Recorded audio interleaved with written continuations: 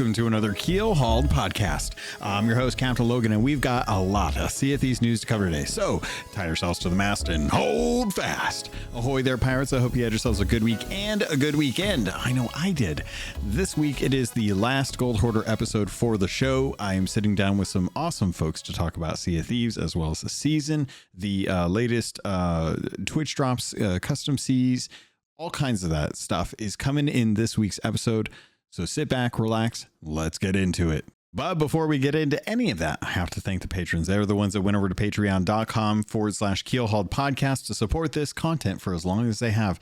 And with the show shutting down in the next few episodes, I want to make sure that I continue to call them out, even if some of them have discontinued, because their support matters a lot to me. Even the ones that are still sticking around, it doesn't matter. I just want to let them know that I appreciate their support. So as always, thank you to A-Chick, L Cute, Captain Nooch, Balls, Blue Turtle V1, Captain Chonky, Chateau Noof, Super Pack, Zombie Killer, Cosmic Johnson, Static Mirror, Crazy Frog, Davroom TV, El Jefe Esteban, Godhammer 6, Jeff H, Carl Embo of Embo Family Gaming, Elvin Vramir, Evil Morpheus, Space Admiral Ors, Xbox Mike 29, Rabid Raccoon, Blue Crab, Real Big Tuna, Reaps Revenge, Ribloid, Rust Belt Kid, Scamel 666, Tales of the Sea, The Demon Jester, Tommy D, TN Professor, Big Bad Pad, Mina Fairy, Hegger Owl, Captain Duckweed, Peter Miller, Rooski Doo, Thor Von Blitz, Luke Lore the Insipid Ghost, and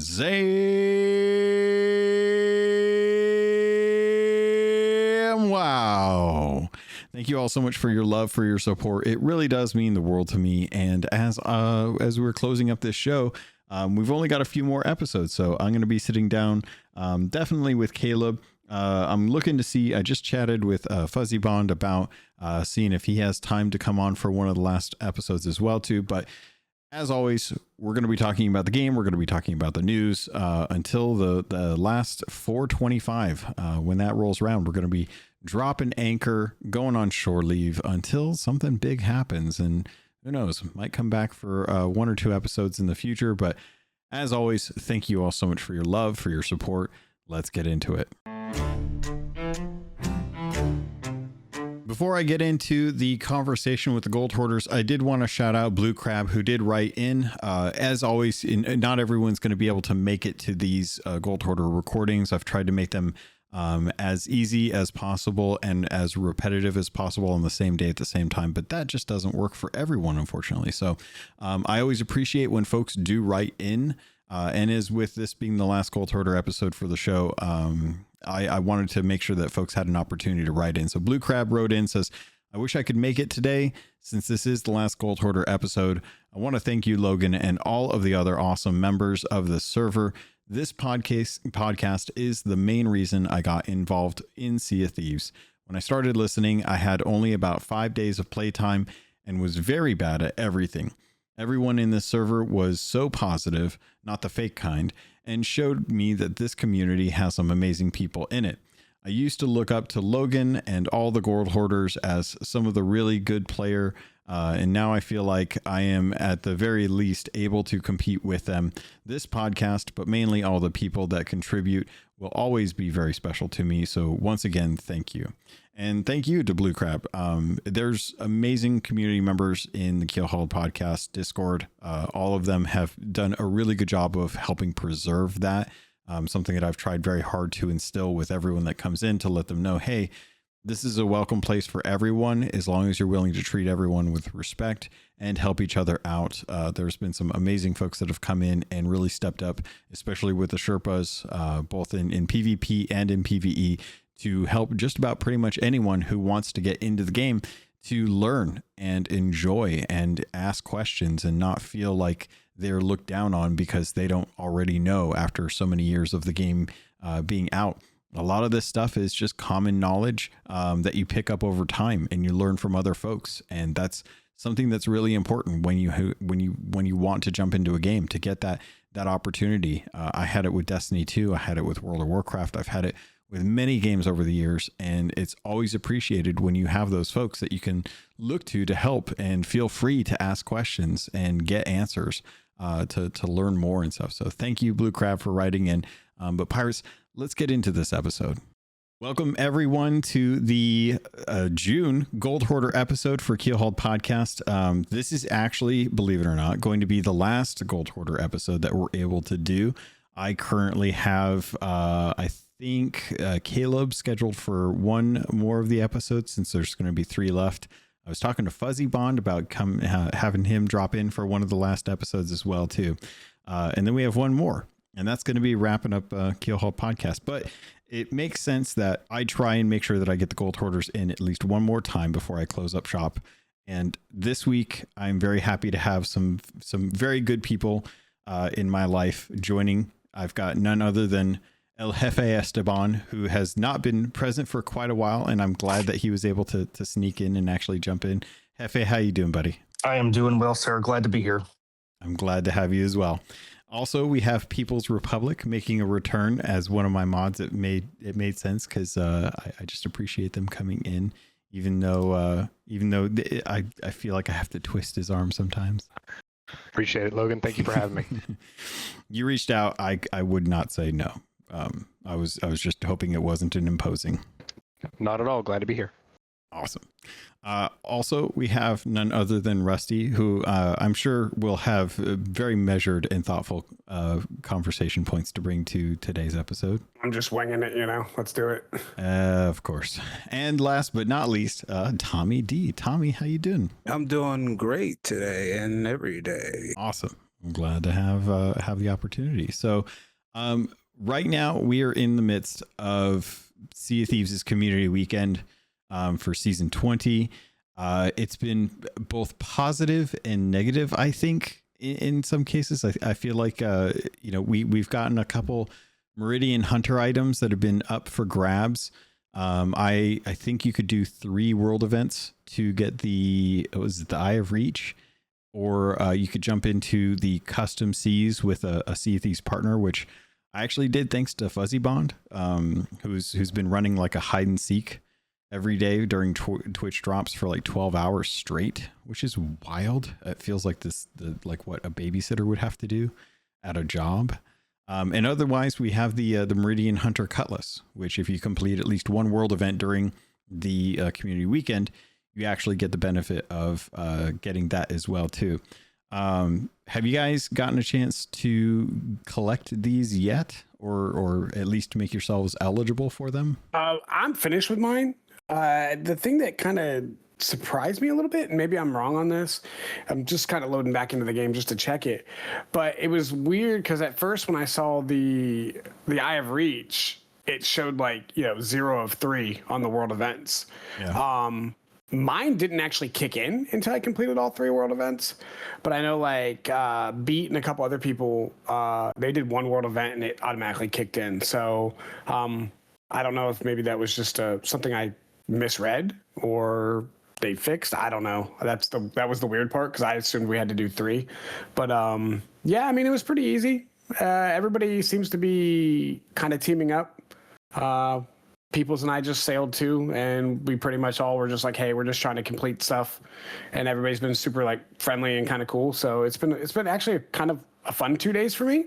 Nice. Yeah, like Russ said, today's was interesting. It's been a calmer seas. What we found today is people were getting together, chilling out, talking, just getting these world events done very organically, which was setting my anxiety on high, because that's not something that I really do. But on the same token, last night everything was very hot, very heavy, very shoot on site and ask questions later. So I've seen both sides. I've seen these pretty easy to complete, and outside of some of the hiccups with pop-up plunder and some of the slow combinations hitting later than they should, it's been an okay event for me. That's good. Yeah, I think the one negative this weekend so far has been the fact that the pop-up plunder hasn't been working. I am kind of curious, Hefe or Tommy, have you guys gotten a chance to jump in and play much? I have not. We got family from out of town this weekend, so I have been otherwise engaged. Don't you always have like family in? It's always something, man. It's always something. I haven't been able to jump on. I was gonna jump on after I got off the podcast. Oh, okay. Well, I mean, I don't blame you. It's good time to jump in. I do believe that we finally hit grade 5. Actually, let me refresh the community weekend page just to see, because I think we may not have actually gotten it. I think, which is funny because it used to be back in the day, it used to be done by the time Saturday even rolled around.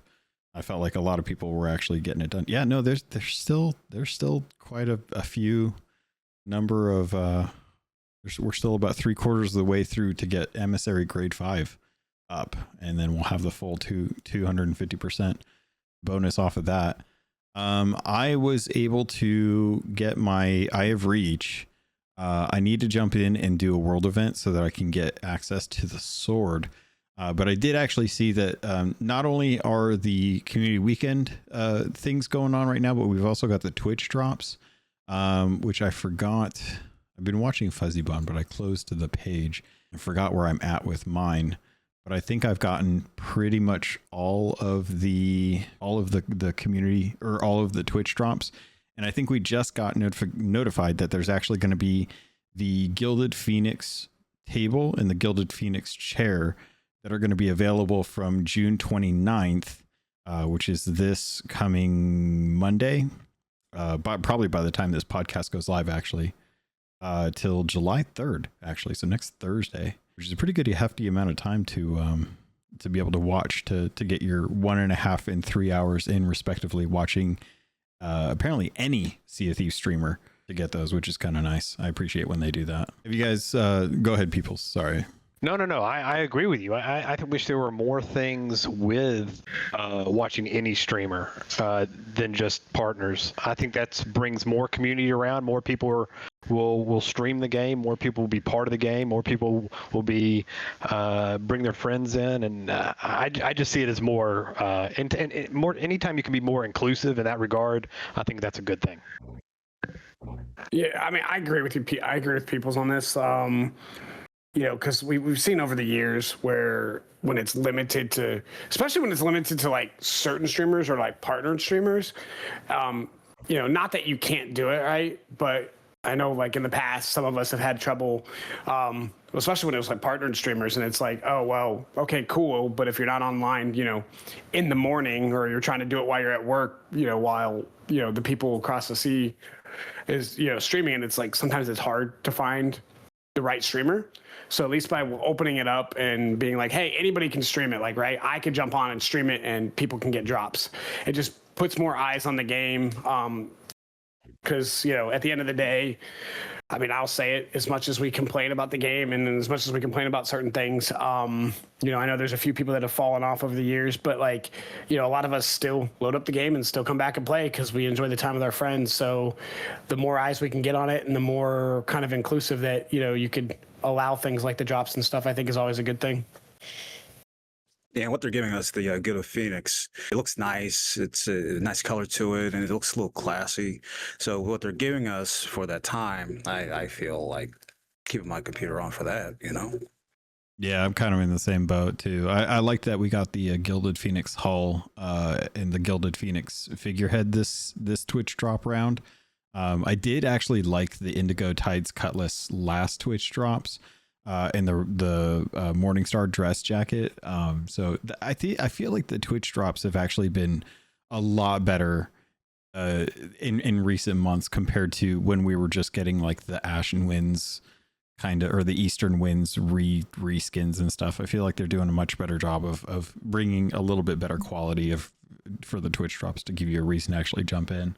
Yeah, for sure. The what seemed like for forever was just a reskin of the Eastern Wind stuff, just different colors. We've got, I don't know, for me it got old. It's like I don't need 5 different versions of the same thing. Give me something new and fresh. So I appreciate it. Yeah, hopefully with Sea of Thieves 2, they just have like a dye system built into the game for cosmetics, so they don't have to go and recolor it, but I know they also save a lot of development time with having the recolors for those.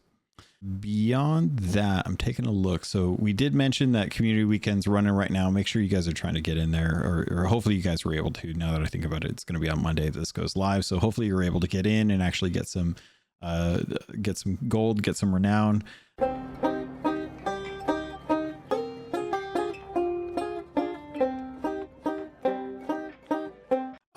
But I wanted to kind of talk to you all about this because I've shared my thoughts on this. So I'm not looking to rehash what I feel about this, but I am kind of curious how you guys feel about the new season pass, and how that's been working for you, what you've liked, what you've not liked, and if you feel like it's a better system or a worse system than what we were getting. So, I know just listening to a few people talk about the new season pass and like my experience, like I'm completely done with it already. I think the first negative, and I don't want to start off with that, but honestly, I think the first negative is I think by lowering it to 50 levels. I mean, I got through it way faster than I thought I would. Again, let me caveat with the fact that, I am not working, so I'm able to sail kind of in the middle of the day and stuff like that. Mm-hmm. People's even called me out on that. Like, how are you sailing today? Well, it's because I'm not working. But with that being said, like it did go through a lot faster. So there's a part of me that wishes like, hey, it was still 100 levels. Obviously I can see where rare and what they're trying to do with it. But like some people have mentioned already, there's a lot of us that have a lot of this stuff already. So obviously, as I'm going through it right now, like level 5, there's 3 different emotes. Well, I already own 2, so okay, I have to choose the other emote anyways. Okay, cool. Like I'm not really worried about that, but it's one of those things where it's like, okay, well, if you have all of them, but all we're getting is what, $1's worth at the end of the day, or that's what they say, we're getting $1's worth. What I think is kind of, I don't know what the right word for that. It's kind of, to me, it's kind of shady. It's kind of just, I don't like, it's just not worth it, I think. Obviously the way the UI is and all that stuff, it's different. Like you're not used to it being like that. So it's kind of like, well, okay, well, this is weird. And the fact that you have to go through and like accept it, like, oh, I got some doubloons. Well, no, you didn't. You have to accept it. Obviously I feel like that's rare. At least from my standpoint, it seems like Rare's like, okay, here's some doubloons, here's some ancient coins, but if you don't accept those and the season's over with, well, guess what? You lose out on that. And it's like, well, that to me is not cool. But outside of that, I mean, it was fine. I mean, there's some stuff in there that I didn't have and some stuff that I did have. It is what it is. The only massive issue I've had so far, and I did not check earlier when we were sailing, I know yesterday, I had the different options for like a bounty for Flameheart's devout captains and stuff like that. Like I had all that kind of stuff. Like I had the 2 Merrick's recipes that I accepted and all that, but none of my stuff from the Sailor stash or Cannoneer stash or any of that stuff, none of that was in my inventory at all. So I'm not going to open a ticket up about it yet. I'm going to kind of let it sit because I know a couple of people said that they didn't have it and then they signed in the next day and it was there. So I'm going to kind of let it be for right now. Yeah. But it's a little worrisome that like, hey, you can earn this and you're choosing which one you want to earn, but is it bugged? And is it now gone? Or, is Rare going to have to, at the end of the season, be like, hey, I'm sorry, guys, but we're just going to give you one of each now because it was bugged and it messed up. So that's a little worrisome on that part. But, I mean, it's okay. I think it just went by super quick. And if anybody at all that is still playing this game complains that they can't get through it, then, I mean, if you can't get through it, it's because you're not playing. I mean, literally the first day I played for maybe 2 hours and I was already at like level 23. So if you can't get through this, then you have no excuse. Like go play Minecraft, go do something else. Yeah, Hefe.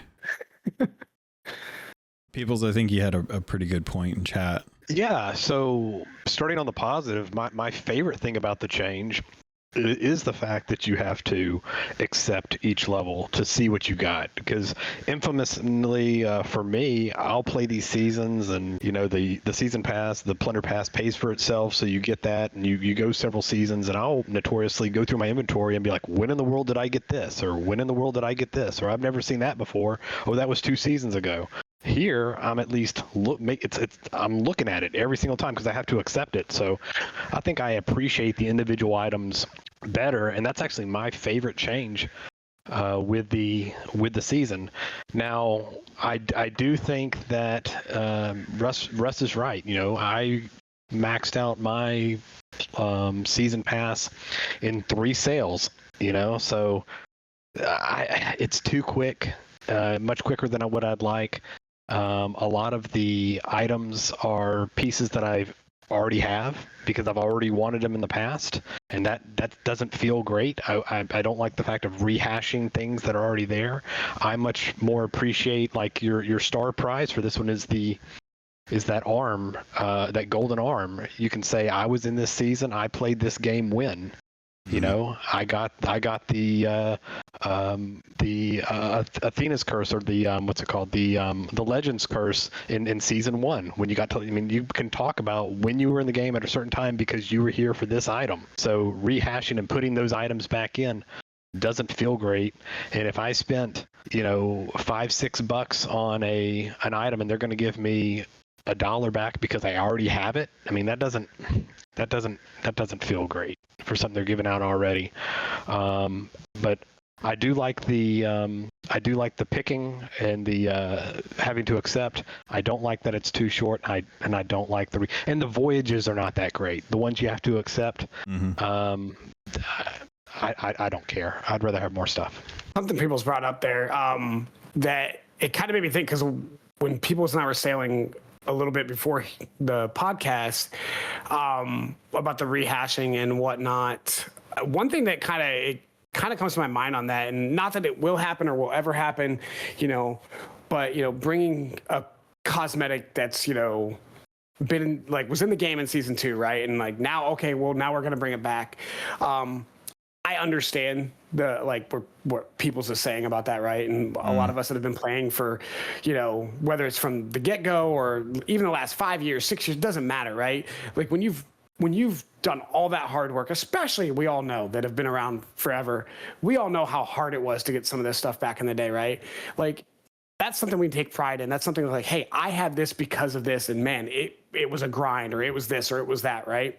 But it makes me think, when you start to put some of these old cosmetics in the game, it makes me think back to, Prof grinding the heck out of Arena so he could have everything, right?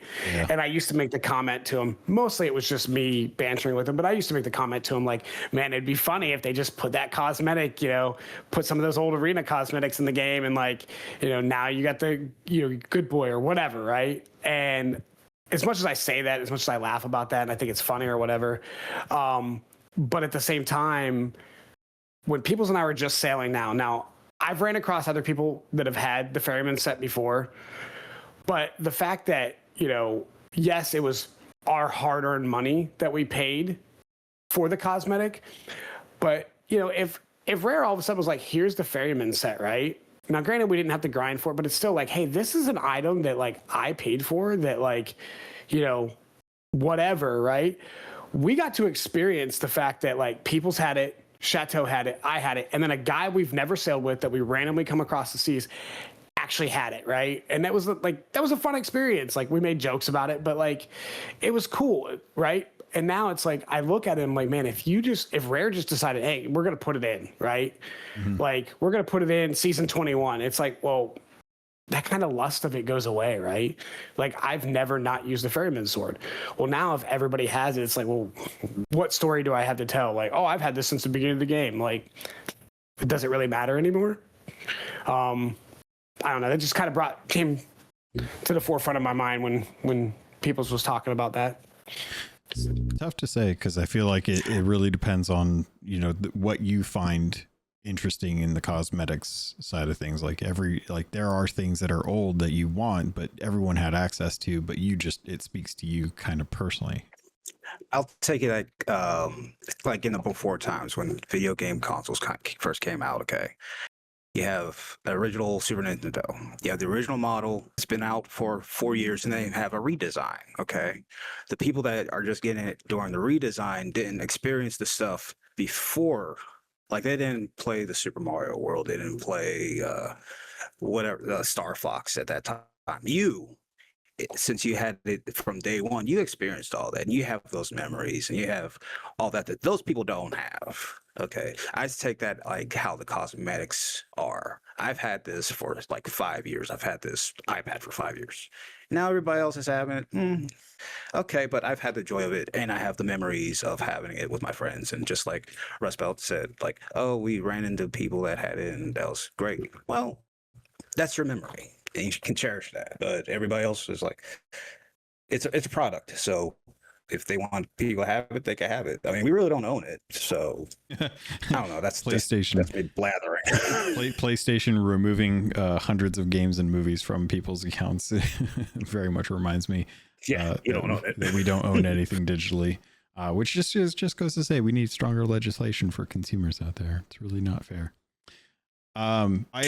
I'm glad that you guys are seeing the pros as well as the cons in the season pass. Hopefully the cons are something that they can address, because I think that's one of the things that I miss about the original season. Like the Plunder Passes, you actually had quite a bit of unique cosmetics, and some of those were really cool. Some of those have been brought back, and the way that they've kind of brought back some of those brings them to light in a little bit more of a lackluster for the old salts. But I'm glad that at least folks that haven't been playing the game have an opportunity to go and actually like get access to some of these older season things. Because for me, I was there. That's my claim to getting them is I was there and I played the game. That was it. But for some of these people, they're gonna have to go out and grind the balloons right now, which is not as easy as it used to be. But it is actually something that they're able to do. And I'm like, well, if that's their way of getting it, that's their way of earning it, then they'll find value doing it that way. Which kind of brings me to one of the other talking points, if you guys are okay with us shifting over to the insider stuff. Because there's been some updates in insiders and some changes that are going to be coming in the future based on feedback, to some of the commendations that have historically been pretty hard to finish. Like, I'm if you've been playing for 8 years and you know, if you focus on it, you could get these knocked out. But they've actually been going in and trying to change some of the commendations that are extremely hard to do. And some of those deal with the nautical miles that are actually that you need to be able to like do while also representing, you know, being on Hunter's Call voyages, for example. Hunter the Wild Sea or the Wide Seas, sail 1,000 nautical miles on Hunter Call voyages. Or now in the coming future with the next update that they're going to be implementing this with, you can do it while having the emissary flag raised. Same thing with Reaper's Bones voyages. You can complete the nautical miles for those with the emissary flag raised, as opposed to specifically being on a Reaper's Bones voyage. Something like that to me is exactly what I think I'm looking for from the devs right now. Looking at ways to take and see what cosmetics are valuable and finding a fun way to implement those into the game through content, taking a look at commendations and saying, hey, these are the ones that people don't have done. This is how long their accounts have been running. Why are they not able to complete these? And is the design philosophy we had back when, say, like voyages were a lot more prominent in the game, because that was how you had to make gold outside of world events, is that still something that is relatively easy to complete, or should we take a look at that? So I gave you guys the link in the actual chat for the Gold Hoarders, if you had a chance to take a look at it. But looking at those and some of the other ones, I'm genuinely just kind of happy, because one of the big changes that I think that's coming down the line is they're looking to implement new types of Merchant Alliance crates, those commodity crates that nobody ever uses anymore. They're looking to add a few of those to the roster. And the reason for it is they want to add those as an alternative to trying to find those green messages in a bottle that contain the voyages for the Merchant Alliance to find and deliver wood crates, cannonball crates, and fruit crates. And to that, I have to say kudos, because as someone who has like 2 fruit crates left to turn in, or no, I think they're wood crates. It is very frustrating to be sailing around and constantly have to dive overboard to jump into a pile of flotsam to take a look and see if like one of those is going to be a message in a bottle. Is it going to be green? And then is it going to be an Order of Souls, or is it going to be like an actual Merchant Alliance? So the fact that they're opening up the commendations to be a little more do this, or you could do that, feels good to me from someone who is still like working to getting some of these commendations completed. I think overall that is a good idea, because I was just looking at my stats. So I've got almost 5,000 hours in the game, and I've sailed 31.5 million meters. And some of those, like those ones you're talking about, the sail so many miles with a certain voyage down, I still don't have, because more times than not, like we're not going to go do Hunter's Call very often or what have you. So I think having the flag up is an awesome way to tie those in. I think it's a great idea. The game has done. Go ahead. I'm sorry. So I've had to for 2 years. I've had the exploding barrels. I've needed 2 for the last 2 or 3 years, and I'm glad that they're doing this. There's so many things that they've added to the game stat-wise that they would have to bring everything else down just to balance everything for newer people to start, or the older people that have been playing forever and hasn't found the Shrouded Ghost yet. And I hope they do something about that too. So I'm happy with this change myself. The game's done this before, and I think it went very well. For you guys that remember when they redid the amount of banana crates they had to turn in year 1, and they gave the people who had already achieved that situation the overachiever sales, which became one of the more valuable or rare sales over time. I think there's a way to acknowledge the fact of that people have achieved how the rules were and how things were set in the past, but also recognize that the game does change, that we don't drop voyages anymore. We don't run, and half the time we're dropping voyages is simply just to jump servers, type thing. I think there may be an opportunity for them to acknowledge the efforts of people who have done the thing in the past, and then basically reset for things moving forward. But I do think that it's important to acknowledge the work that people have already done to this point and not neglect them, in a change that could alienate a piece of the player base that they don't need to do right now. Yeah, I think I see where you're going with that, Peoples. I'm not sure how, with some of these things, obviously reading through where they're going with some of these, I'm not sure how they would do that about acknowledging, especially the 1,000 nautical miles thing. I'm not sure how they could do that. I'm sure we can come up with a million different ways of doing that. Can I jump in and tell you real quick? Yeah. Do exactly like World of Warcraft does. Every achievement that's in game that you accomplish has a date on it. Okay. Yeah. Just add a date. Yeah. No. Yeah.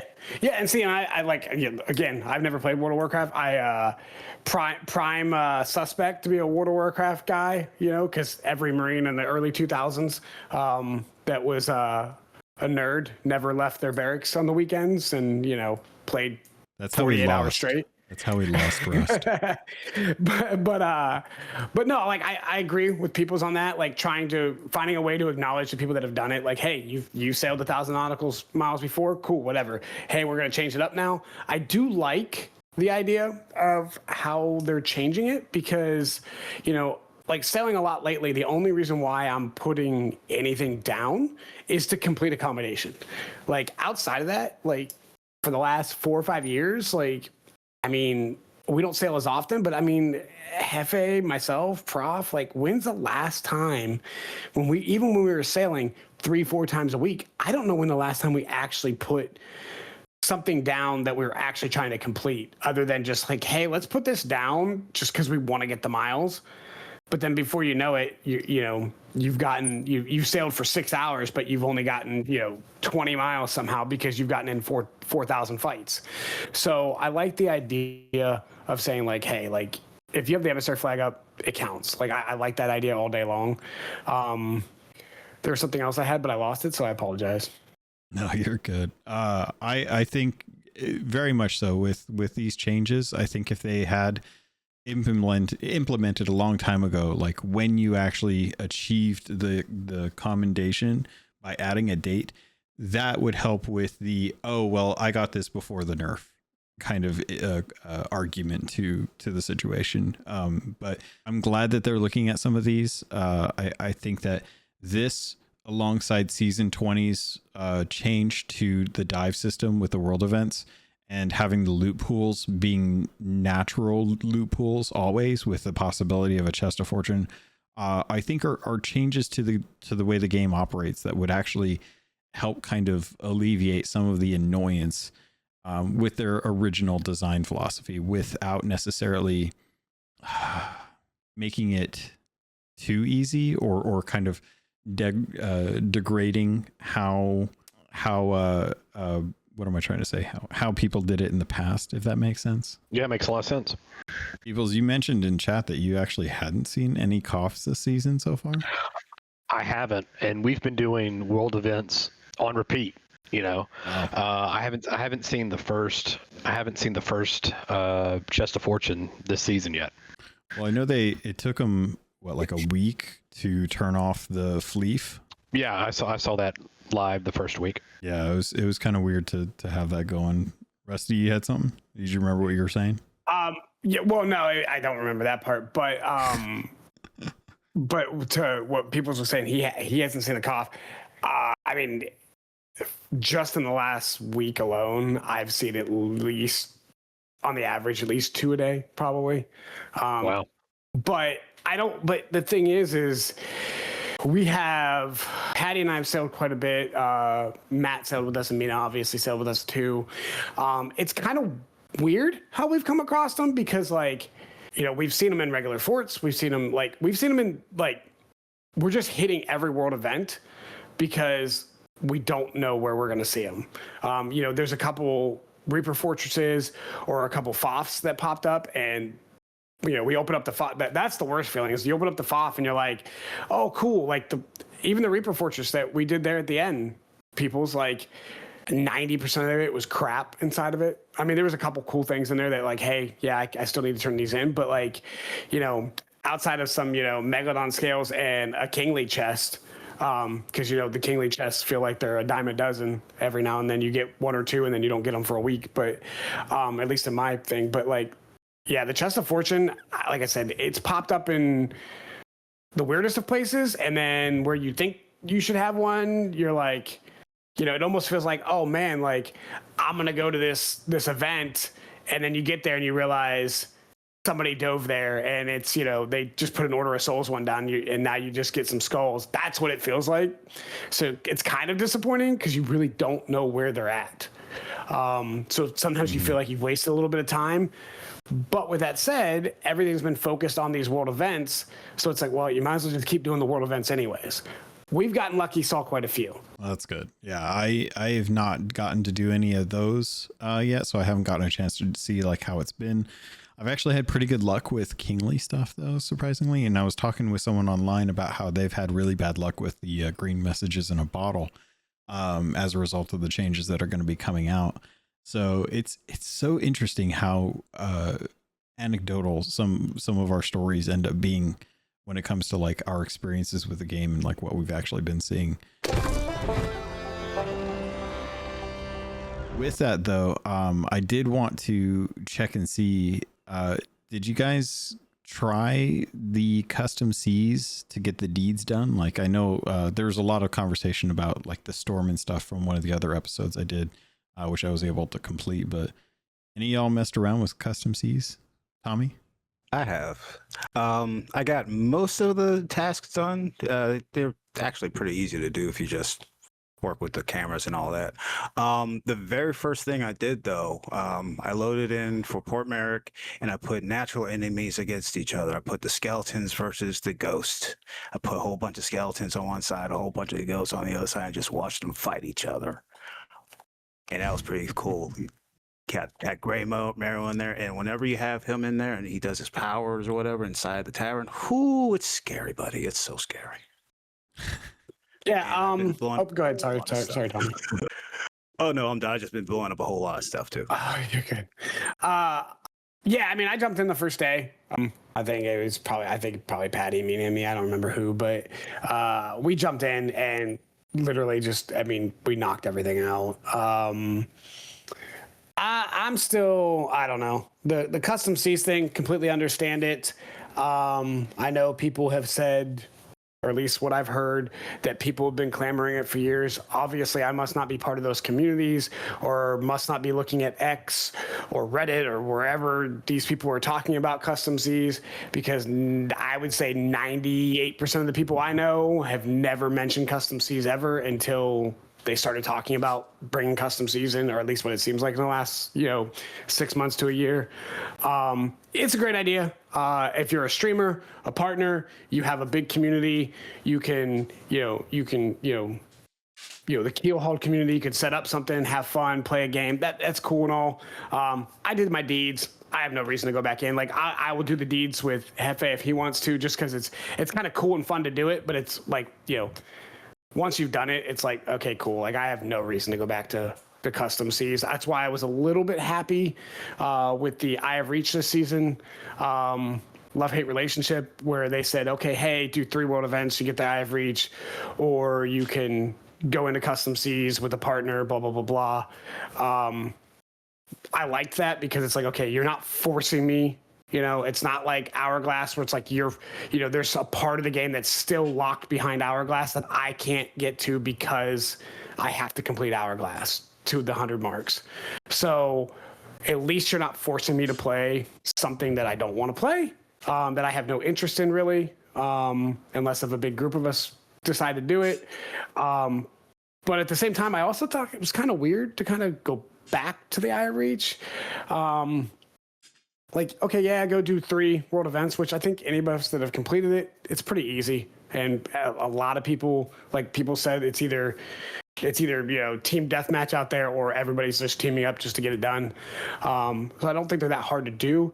But I think it was kind of weird to me that like you're just like, hey, like if a partner or a partner's community is cool enough and you just get in on one of their things, it's almost like there's a part of the community that's being told like, hey, you gotta go work for this, and the other part of the community is kind of being told you could just, if you're lucky or somebody or get into one of these things, cool, you can go get it, right? Like, I thought that was kind of weird that they're just like kind of handing it to part of the community and then making the other part work. That's kind of what I was trying to get to earlier, but I remembered now.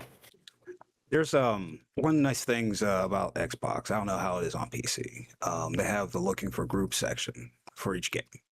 And I've seen this week since Custom Seas, a whole bunch of people putting up their code saying, come on in, we're doing custom stuff. Come on in, we're doing deathmatch. Or I'm trying to do a movie. Like there is a community like of people that go into to the actual Xbox looking for a group. People find and start doing stuff with each other. What isn't good is it's not inside the game itself. There's no way to find. I think you and Daphne was said this last week that there's no way to do it inside the game. Find a custom server, and that's extra steps. That makes some people frustrated and say, I ain't doing this no more, and turns it off forever and never coming back, and they're going back to Minecraft. That's not a dig on anybody that likes Minecraft. Minecraft is a fine game, but that's sometimes what happens. Yeah, I think that if they can figure out like a browser system, that'll probably help a lot. But yeah, I got lucky. I follow Fuzzy Bond. He's doing a hide and seek thing on an outpost with 4 people hunting, 20 people hiding, and you can only use disguises. You have to get killed to get knocked out. 2 rounds, and whoever survives the 15 minutes wins. Otherwise, you're out. But stuff like that has been fun. I've been seeing some pretty good ideas out there. If you see Logan randomly playing Sea of Thieves and he's not in a Discord chat and you join him, know that he's probably in a custom sea with some kind of a partner doing some game like he was saying, and then you just randomly show up in that game and have no clue what's going on or what people are doing. Which is why I'm kind of glad that I didn't just take off in the galleon and just start blowing stuff up. I was like, I think it's just time for me to go. Yeah, we all got teleported to a different island. Our galleon was like at Plunder, and we were all teleported to galleons. I didn't know that you could join in on someone in a custom seas, because Fuzzy was like had it set up so that you could only get access if you joined through a code, and that could kind of mess things up if somebody drops out. I randomly just showed up and some guy died and was like, who are you? And I was like, I don't know. I'm just trying to surprise Logan. And he's like, oh, okay, bye. And then he just left. And I was like, oh, well, maybe I'll just take this galleon and go find him and, just start yelling for Logan and then finding the stream of whoever was streaming it at the time and be like, Logan, where are you? For me, how come I'm flying? For me, I've done the 10 things that you need to do in custom seas. Admittedly, I am not a creative. Just by trade and personality, I'm very analytical, very practical. So making stuff and building stuff, nuts and bolts is not my, Tears of the Kingdom. That type stuff is not my forte. I think it's cool. I think there's a lot of things there. I think for a group there is a lot to play, and some people can really go down some really cool rabbit holes. For me, I wonder what game I will be playing in a year. Is this going to be the pirate sandbox PvE VE game that every sail on the horizon can be a threat to what you're doing, or is this going to be create your own threat type thing, where it's not as organic, it's more orchestrated? I don't know if the latter is the game that I started playing back in 2017, 2018 with the alpha, which obviously there's a lot more stuff in the game. The game has transitioned, but I think that some of the core pillars of the game are being lost in the idea of this type mode, in what I would consider the core thoughts, core pillars, core selling points to me personally of what the game was. So for me, and I'm not saying that can't be fun. I'm not saying that that's not an experience that a lot of people will do. I just don't know if it was the game that I signed up for when it started. And so I'm trying to imagine the further progression of that and what that's going to look like, a year from now. Caveat off what people said. That's kind of where that's why when I said like, hey, I did my deeds, I'm done, I'm good. Because it's definitely not the game I signed up for when I started playing. It's not the game that I wanted. Obviously that game is not gone yet, but I worry when you hear things like, hey, we're not done developing this, and we're not done doing this, and we're not done with custom seas. And it brings me back to the whole arena thing. And I know they had a whole other different team on arena and et cetera and whatnot, but we've seen what happens to the core game when they develop or are working on something separate, like some of the Monkey Island Tall Tales things, and how much the game itself kind of hurt during the develop of Monkey Island and trying to get that up and going. I worry when we have Rare saying, hey, we're not done developing custom seas. It's like, okay, well, if that's where the game is going, I fell off because a lot of my crew can't sail as much anymore. I'm lucky enough to be sailing a lot more now. I'm having fun. It's the love of it's back there. I wish the love of it was back there for some other people to sail more, but it is what it is. But is that the direction they're going? Because if that's the direction they're going, it's like, okay, you know, I've already spent a year and a half, almost 2 years, hopping around with some of the guys trying to find another game that kind of hits that itch that where we all play together and we all enjoy and we can all grind out, but nothing's there. So I'm with Peoples. I worry that that's not the game I signed up for. And yeah, it'll be great for some other people, but where is it going to go from here? Are they going to put too much time in custom seas and completely ignore everything else they've been ignoring? Or are they going to finally have some kind of a balance? Yeah, I'll echo what both of you guys are saying. You know, the game that I signed up for was the open world sandbox. Every sail on the horizon could be a threat setup. And just like with like Safer Seas, sure, there is a portion of the community that is going to be great for, but I don't know that it's going to be great for the masses. So I just hope that they, unless they're spending their development time making a Sea of Thieves 2, I hope that they don't make the same, I don't want to say mistakes, but the same choices they made, like with Arena, where the core game suffered greatly because of the divided development time. Again, for I think probably a pretty small fraction of the community, this would be great, but in general, I have no desire whatsoever to do anything with that because that's not the game that I purchased in 2017, 2018. Yeah, I don't think that I would say that they're necessarily pivoting more towards custom seas. I do think custom seas is going to be another avenue for adventure for folks that want to be able to create stuff. I think what they're looking to probably do is just build more toggles into the game, which I think I'm fine with. I think I'm totally fine with that. I don't expect them to put too much into custom seas now that it's out, because I think that they know, like, people are asking for more content and adventure.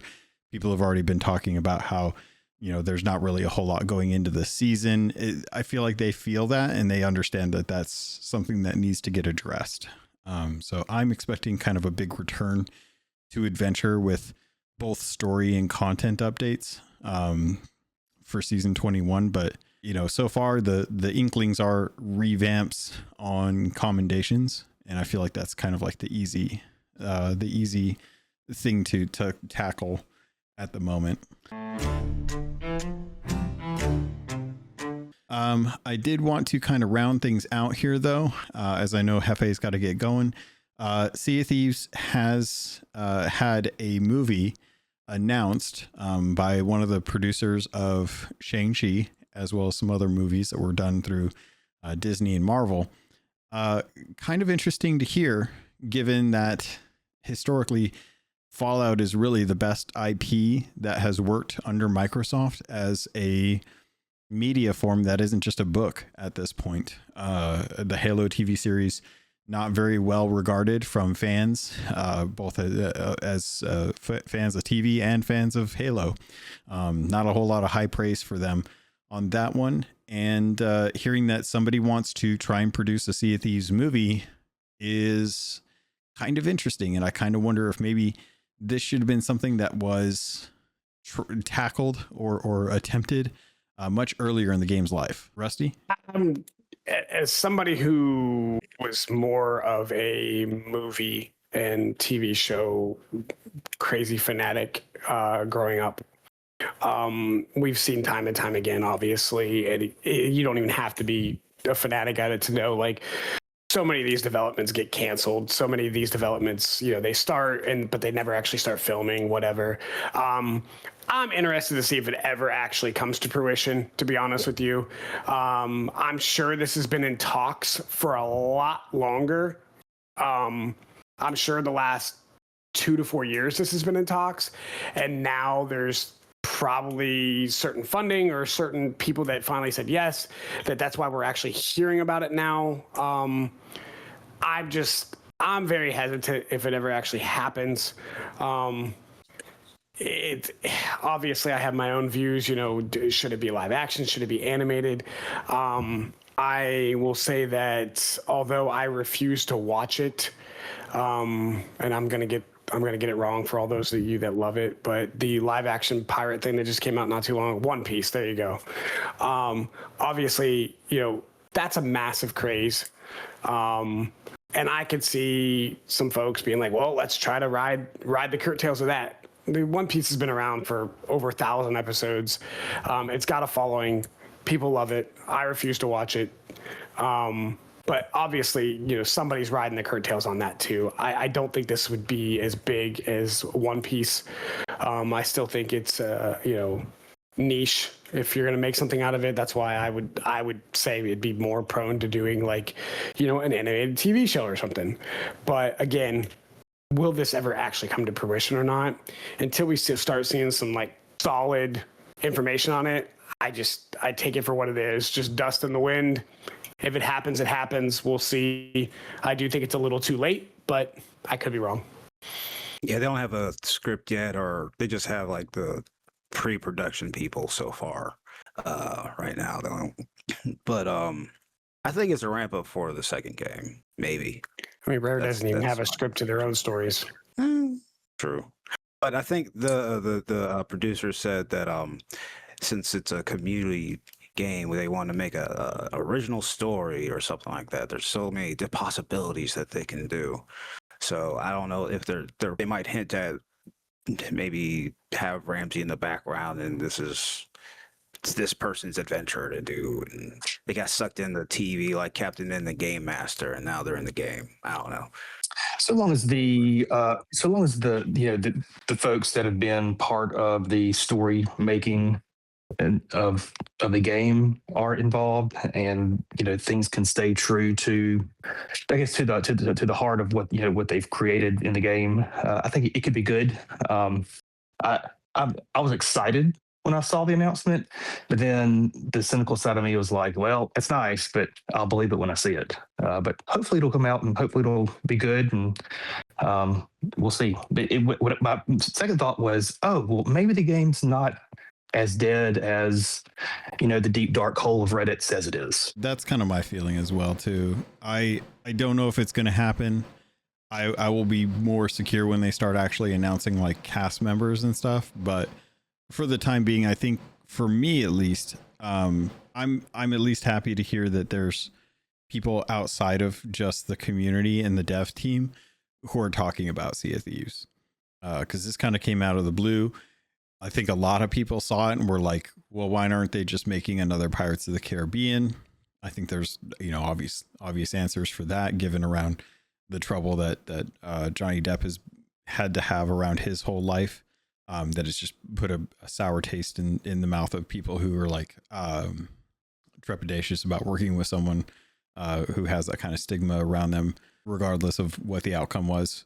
So I think they're hesitant to do that. I'm hoping that that's not the case, because I think it would be amazing if they could actually work with Johnny Depp in some way and actually have like Jack Sparrow be something, even if it's just like oh, of course Jack Sparrow found his way to the Sea of Thieves. It's just something that would naturally happen to him. The way I see it, Logan, is this is found money. I mean, it's a situation where none of us were expecting it. If we were expecting it, we were expecting a lot earlier. What's the worst that can happen? I mean, if the game is not where we want it to be at that point and it doesn't happen, we weren't expecting a movie anyway. If it does happen and it's awesome, that's awesome. You know, so you know, if we have movies that were made that had much less lore, you know, Angry Birds was a movie that was made. Pixels with Adam Sandler was a movie that was made. That was a movie. And, you know, and so these things came out in theater. That you know, even you know, Sonic the Hedgehog, who has absolutely very little story, has what, 3 or 4 movies now?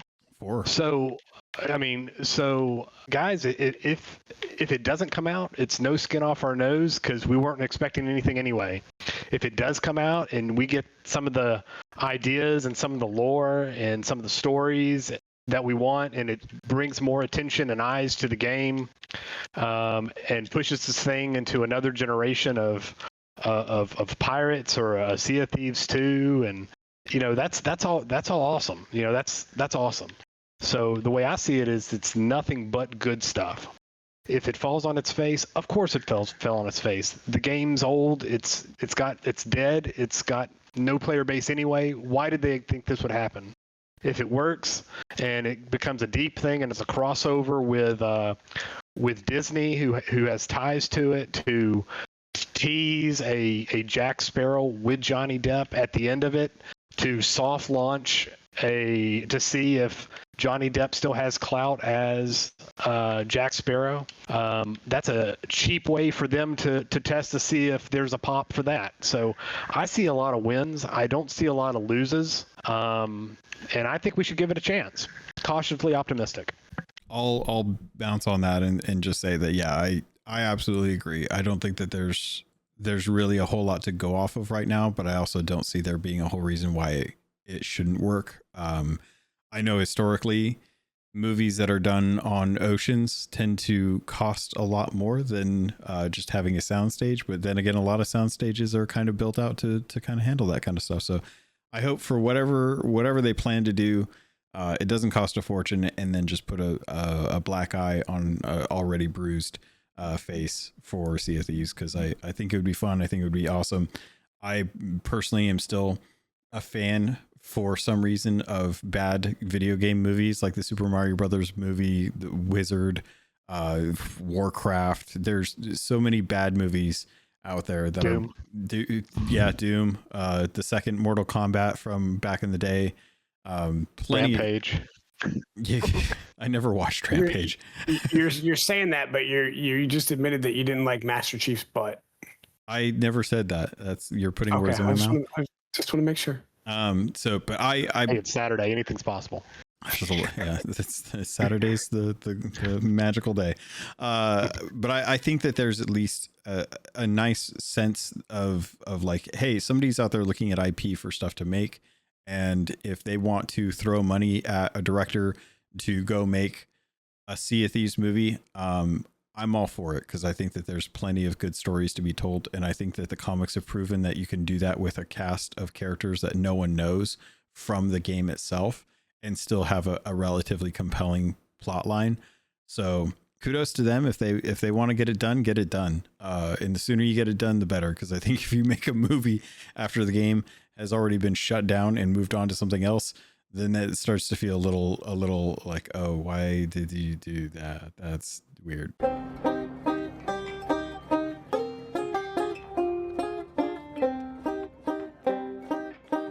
All right, people have to get going. I know Hefe has to head out. Rusty, you got to head out. Let's go ahead and wrap things up here and get everyone off to the rest of their Saturday. Hefe, I know you said you had to go. Thank you for hanging out. Appreciate you coming in for the last Gold Hoarder, man. Logan, I just want to take a minute, and I want to thank you personally, because of what you have created. I, to this day, now have real, lasting, tangible friendships with folks that would not have been possible had it not been for you. So I want to say thank you so much for all that you've done. I know that the Discord's not going away, so the community's not going away, but if it were not for your vision for this podcast, I wouldn't be here today. I wouldn't have some of the friends that I have today. And I just want you to know how much I personally appreciate you and all that you've done. So thank you so much. And sir, you're amazing. And I hope things go well for you in the future. Thank you, sir. I love you. I'm glad that you came into this community, because you've definitely been a real positive influence as well too. Peoples, we're heading out, man. Thank you so much for jumping in. I appreciate you. Absolutely. Wanting to end with a couple good things about the game as well. The Sea King Cutlass is now live in the oh yeah, the Tall Tales with Johnny Depp. Go check those out. There is so much heart and so much magic in those. I've been playing through those, and you go back and there is just so much joy of where the game was at the time. And so much charm. go back and check those out and get the Cutlass. It's a super awesome sword. It's a lot of memories. So I wanted to shout that out, and then also Logan, I'm gonna be all sappy as well, and just thank you for what you've done. Thank you for the opportunity to touch other people. I mean, there have been real friends made in this community, real lives that have been changed. People have moved cross country to because of your connection with people. Mad props, man. Thank you for all the duns. Thank you for the memories. And I hope you had a great weekend, because I did. I appreciate you, man. I appreciate having you here, and thank you so much for always being on top of like sharing news and stuff in the Discord. So you always beat me to it most of the time. So I always appreciate the time and the energy you put into everything that you do, but especially the Discord. I appreciate you taking the helm with it. Rusty, we're heading out. Thank Jen for letting you hang out for a little bit longer. If you could say a few parting words, always appreciated. Man of a lot of words, no wisdom here. I mean, same thing Peoples and Hefe said. Obviously, the community's not going anywhere. We're still here. You got other things you're working on. Patty and I are already trying to, I don't know if Patty did it yet, but I told him I was hanging on until the Patreon was gone, and then I would go over to Expansion Pass. Not plugging that for you or anything, but I was like, then I'll go over there and support you or whatever. But obviously, I can't speak for anybody else when I say this. Logan, we met before all this started because of, a Nintendo community. It's been great. The podcast has been great. Not all of us can be here every week or every month, but at the end of the day, especially with what Hefe said, some would say that I might have moved from Ohio to Alabama for him. Some may say that I moved because him and Jen are more best friends and myself and his wife are best friends. I don't know. We're just going to leave it at that. I wouldn't have some of the connections and friends that I have. I wouldn't be sitting here on a Saturday morning before the last Gold Hoarder podcast, getting coffee with Hefe and spilling my whole mental health and mental anguish to him. So love you all. Everybody that's been there through all my bull crap over the years and everything I've been through, and everybody that's been supportive. Love you all. Again, community's not going anywhere. Sometimes good things have to die. For right now, podcast is what it is, but I'll still be around if anybody wants to talk or needs to talk. So yeah, love you. Appreciate it, man. Tommy, we're heading out. As always, I appreciate your support and you coming in. I hope you continue hanging out with us in the Discord at the very least. Oh, most definitely. But before I get to the praise, Sea of Thieves Portugal, they made their fan-made Sea of Thieves trading card game, and they're premiering it at the Fest of Legends, or not, Sea of Thieves Fest. I'm sorry, Sea of Thieves Fest this year, and your boy's in it. They're taking nice orders for it at Sea of Thieves Portugal on their Discord and their Blue Sky and X. Just contact them, and you can get a trading card game with a whole bunch of community members, Sea of Thieves community members in it. It's unofficial, so hush hush. Even though it's on social media, but yeah, Logan, you're cool, dude. I met you a couple times at the festivals, and you made a good, solid community. You got a saucy voice. My mom said, "Oh, he has a nice voice." So, if you're still doing your other podcasts, I think you're still doing other podcasts. People, look for this guy. He's a good guy. He knows some of this stuff. And we bowled, like everybody on this this last show. We bowled with each other at the last show, at the last fest. So yeah, good community, good people, just like a good restaurant. I appreciate you, dude. Likewise. It was awesome to get to meet you, especially at Fest of Legends. It was so much fun to actually get to have you hanging out with us and stuff. So congrats on getting in the TCG. I saw the post about that, and I was like, oh, that's awesome. I'm glad they're doing that. I'm sad that I'm not going to be going to SOT Fest this year, because I know there's a whole bunch of folks, all my England friends and stuff, that I haven't seen in a while. So I want to try and make that happen next year if possible, but there's too many places to go and not enough money to go around. So I got to figure out how to eat enough Bean Boozled to make that money. That's a goal. That's what we call goals, and being responsible. Because you can't always travel everywhere. I've been so irresponsible. But thank you so much for hanging out with us today. I appreciate it. That is going to do it for this episode of the Gold Hoarder episode. I appreciate you guys so much, and I will talk to you all later in the Discord or on the seas.